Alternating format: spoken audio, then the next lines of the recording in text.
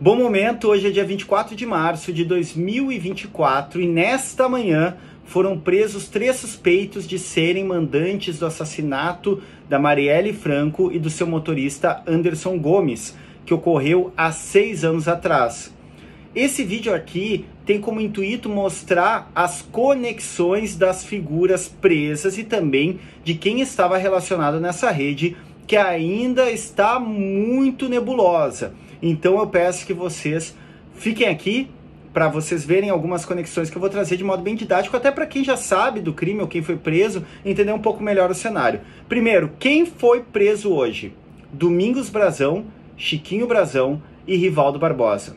O último, Rivaldo Barbosa, foi nomeado como chefe da Polícia Civil no Rio de Janeiro um dia antes do assassinato de Marielle e de Anderson.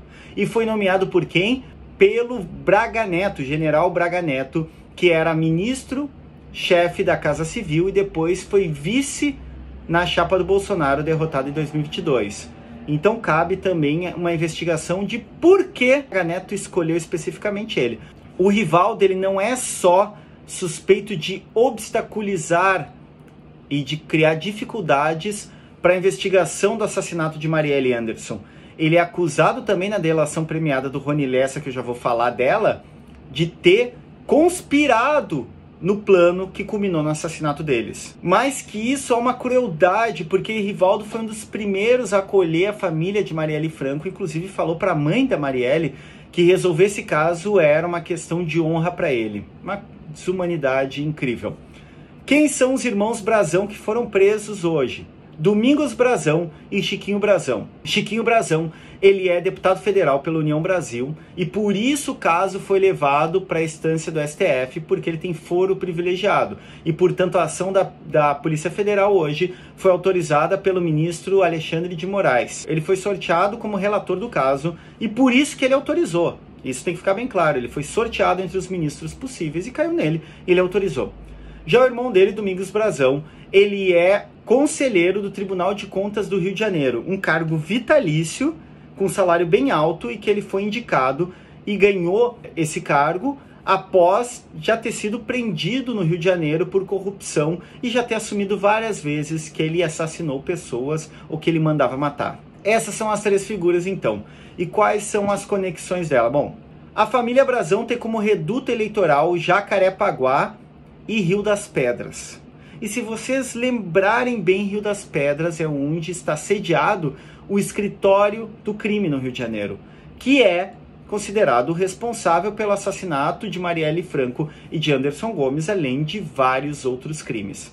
Essas prisões elas vêm da delação premiada de Rony Lessa, o ex-sargento da PM, que vivia no Vivendas da Barra, no mesmo condomínio de Bolsonaro, era amigo de Bolsonaro, e que num primeiro momento não quis fazer delação premiada. Entretanto, Elcio de Queiroz, outro ex-sargento da PM, que é miliciano e que dirigiu o carro, que seguiu Marielle e Anderson, no qual Rony Lessa, e ele diz isso na delação, Rony Lessa disparou os tiros, entregou o Rony Lessa, e o Rony Lessa, vendo que estava sendo delatado e pensando que só ele ia sofrer as consequências, resolveu confessar e falar. Na verdade, ele ainda não confessou o assassinato, mas começou a entregar outros nomes. E aí a rede se complexifica. Nós temos o Rony Lessa, que foi quem fez os disparos, vizinho do Bolsonaro. Nós temos o Elcio de Queiroz, que foi o motorista.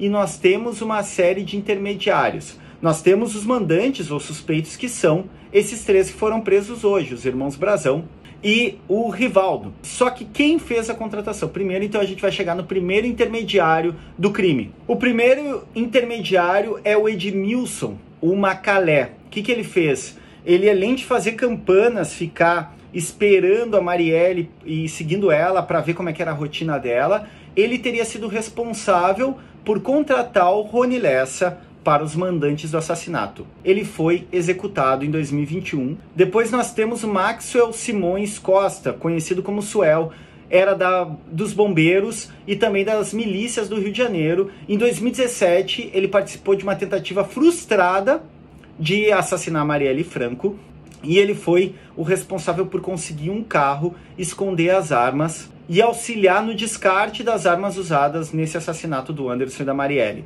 Então, outros envolvidos, Edilson Barbosa, o Orelha, o dono do ferro velho, que recebeu o cobalt que foi usado no assassinato da Marielle e desmanchou o carro 2 dias depois. Em 2019 foi presa a Elaine Lessa, esposa do Rony Lessa, por ajudar a ocultar as armas e participar do planejamento de descarte de provas, assim como o irmão dela, o Bruno Figueiredo, cunhado do Lessa. Além deles, 2 ex-PMs participaram desse descarte e ocultação de prova. Um deles, o José Márcio Montovano, o Márcio Gordo, que foi visto saindo com uma caixa da casa do Rony Lessa, onde havia armas usadas. O outro, Josinaldo Lucas Freitas, conhecido como Jaca, que foi o que recebeu essas armas levadas pelo Gordo. Aí tem uma série de pessoas que participaram do crime ou sabiam coisas que foram executadas já. O primeiro deles foi o braço direito do Adriano de Nóbrega, que também foi morto em circunstâncias esquisitas na Bahia por PMs, numa troca de tiros. O assessor dele, o braço direito dele, o Luiz Carlos Felipe Martins, que participou então dessa rede que culminou no assassinato da Marielle e do Anderson, foi assassinado no ano de 2021 no Rio de Janeiro. Já em 2023 foi assassinado o Hélio de Paulo Ferreira, conhecido como Senhor das Armas, e possivelmente também como queima de arquivo, porque ele já estava sendo indiciado, investigado pela relação com o assassinato da Marielle. E por fim, o Lucas do Prado Nascimento da Silva, conhecido como Todinho, que foi também assassinado numa emboscada, e ele teria sido responsável pela clonagem do cobalt usado no assassinato da Marielle Franco. É importante também lembrar que 1 ano após o assassinato, e quando já eram suspeitos os irmãos Brazão, o governo Bolsonaro concedeu ao Domingos, ao Chiquinho e à sua família, o passaporte diplomático, que é um passaporte específico para pessoas que representam o Brasil fora do país, o que não era o caso, o que torna essa rede muito mais esquisita. Uma última informação importante dessa relação, dessa rede que ainda vai se desdobrar muito e que envolve os Bolsonaro, é que além do passaporte diplomático para a família Brazão, em 2006, quando foi ser aberta a CPI das milícias do Rio de Janeiro, apenas 2 vereadores votaram contra a abertura. Um deles era o Domingos Brazão e o outro era o Flávio Bolsonaro.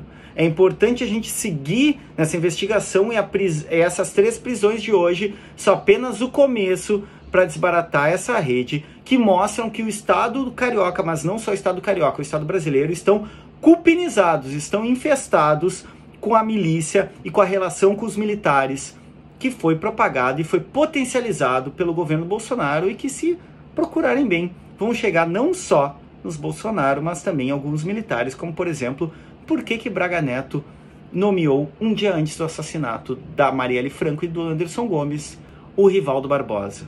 Prestemos atenção nisso, é um dia importante, um dia no qual me lembra uma definição da ética de Baruch Spinoza, do filósofo judeu holandês, uma alegria triste, uma alegria que no fundo contém também uma tristeza, uma despotencialização.